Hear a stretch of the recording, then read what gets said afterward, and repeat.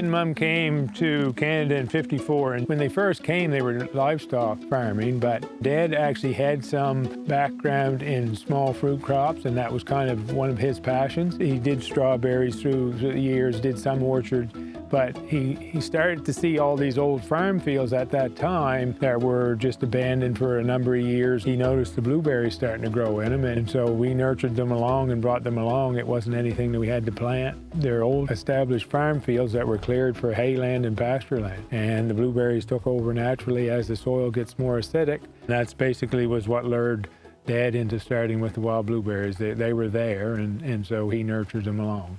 When he did the juice, he was the first of its kind that was trying to sell a pure juice at that cost in a glass bottle. And he was successful in doing that, even though probably 9 out of 10 people told him he wasn't going to be.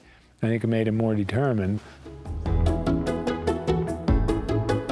Dad wanted to find a technology that would dry blueberries and make our dried, whether chewy, crunchy, and powdered products that we could put on the shelf that was better quality than any other product that was on the shelf at that time. And that was his main drive. Eventually found the microwave under vacuum, and that's the system that we have. And he worked with that company, researched the equipment, looked at what size he thought we would need. Let's not be scared of what we have to charge for it. Let's make the highest quality product out there that still has lots of nutrients in it, still tastes good, and people will buy it. And that's his concept he used for fresh pack. It's what he used for the juice, and that's what he used for our specialty products.